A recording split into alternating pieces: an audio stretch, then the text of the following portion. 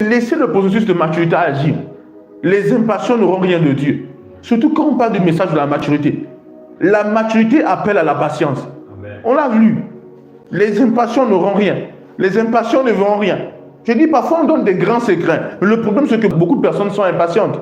Ce qui veut dire que le secret semble ne pas marcher. Ce n'est pas qu'il ne marche pas, c'est que plusieurs font preuve d'impatience. Certains dépriment même.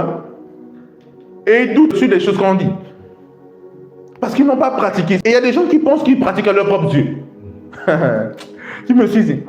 Il y a des gens, parfois tu les vois, tu sais qu'ils ne pratiquent pas. Mais pour eux, à leur propre Dieu, ils pratiquent. C'est ça le comble. À leur propre Dieu, ils pensent qu'ils pratiquent. Mais toi, tu vois, tu sais que la personne ne pratique pas. Mais toi, tu dis, j'ai tout fait, j'ai pratiqué, j'ai fait. Mais tu dis, mais toi, tu n'as pas fait. La parole de Dieu ne trompe pas. Le seul moyen qui me montre que toi, tu as bien pratiqué, c'est le résultat. Si tu n'as pas le résultat, tu n'es pas la personne qui peut montrer que la parole de Dieu est nulle sans effet. La parole de Dieu marche.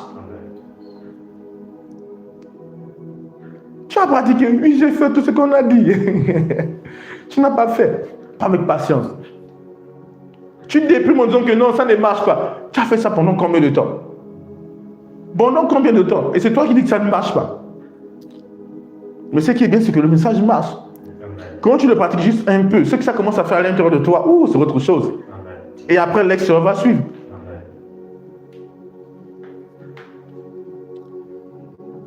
Josué chapitre 1, verset 8.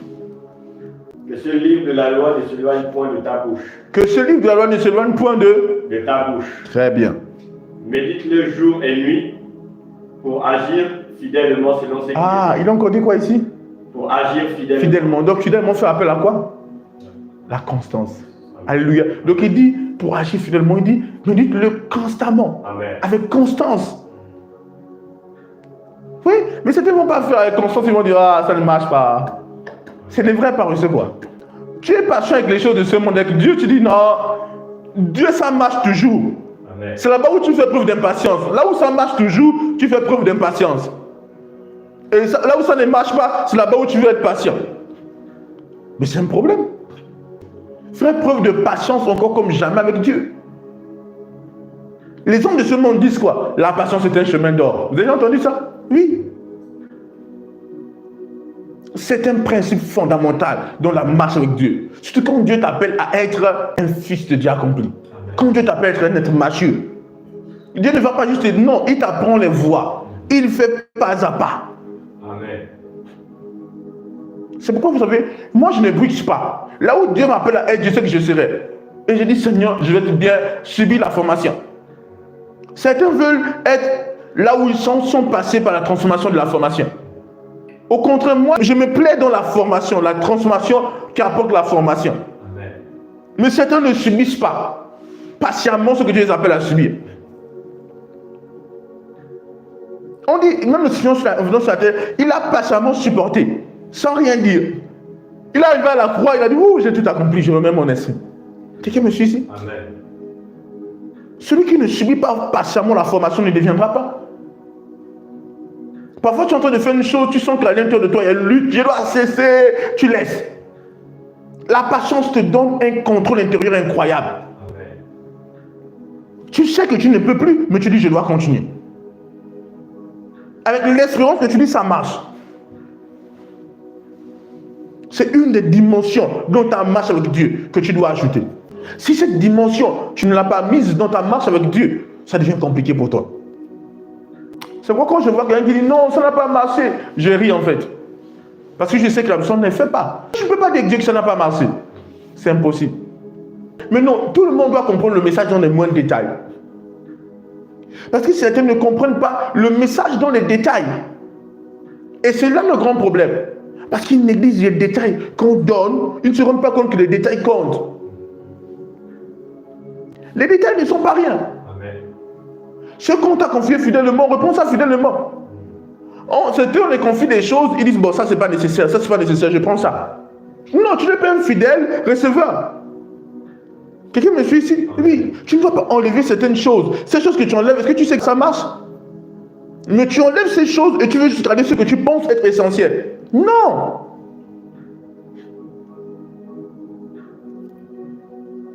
C'est pourquoi il y a une chose que je dis à propos de ce message, l'importance de croire au message est d'une importance capitale. L'importance de le recevoir fidèlement. L'importance de ne pas faire des mélanges avec ce message et de le pratiquer fidèlement. Avec insistance, avec constance. Alléluia. Amen.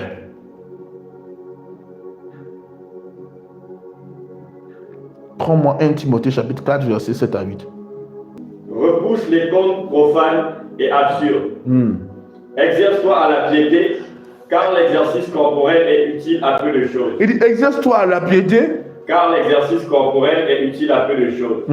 Tandis que la piété est utile à tout, ayant la promesse de la vie présente et le ciel qui est à venir. Alléluia. Amen. Vous voyez, donc quand il parle de la piété, il parle de valeur de la divinité. Il dit, exerce-toi dans la divinité. Quelqu'un me suit ici? Amen. Beaucoup d'enfants de Dieu ne savent pas s'exercer. Ils ne comprennent pas le pouvoir de l'exercice.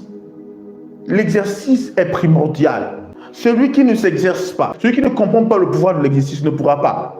Il y a des gens, lorsqu'ils font face à des situations, ils fuient. Ils pleurent. Le message ne te préserve pas jusqu'à ce que tu le mettes en pratique. Vous devez le comprendre. Écouter le message, ou savoir juste comprendre un message, ou entendre un message, lorsqu'on parle de la santé divine, c'est bien. Mais entendre et recevoir le message, c'est un premier pas. Mais ça ne suffit pas pour te mettre à l'abri d'une chose. Je l'ai toujours dit, vous devez le comprendre. Il faut faire le pas de la pratique du message. Absolument. Si tu n'oses pas pratiquer, tu n'oses pas t'exercer, il y a un problème.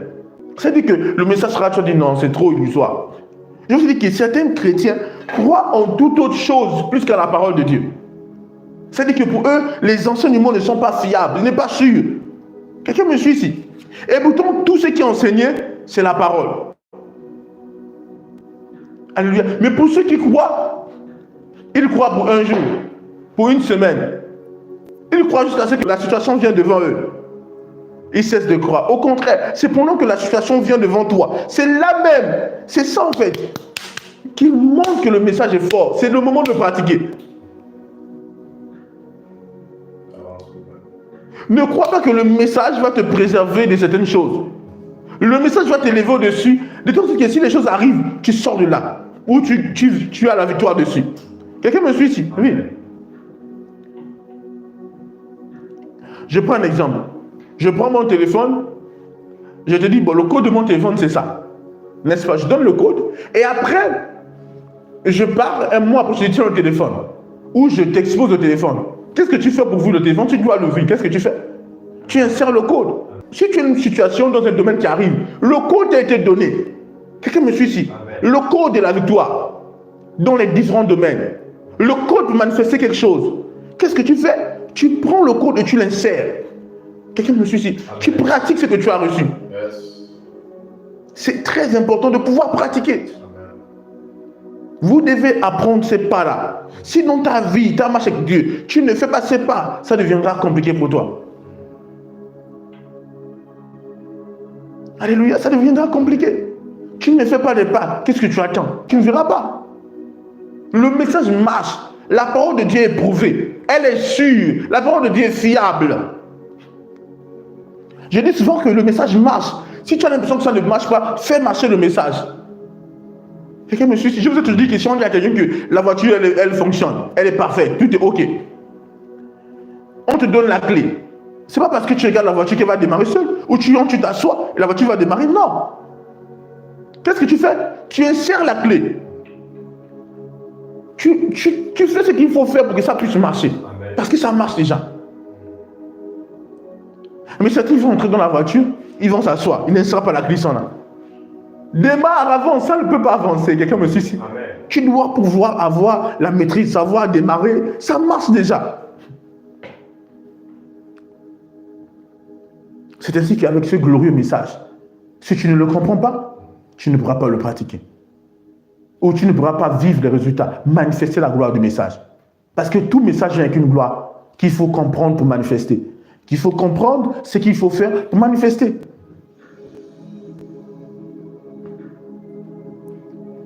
Alléluia. Amen.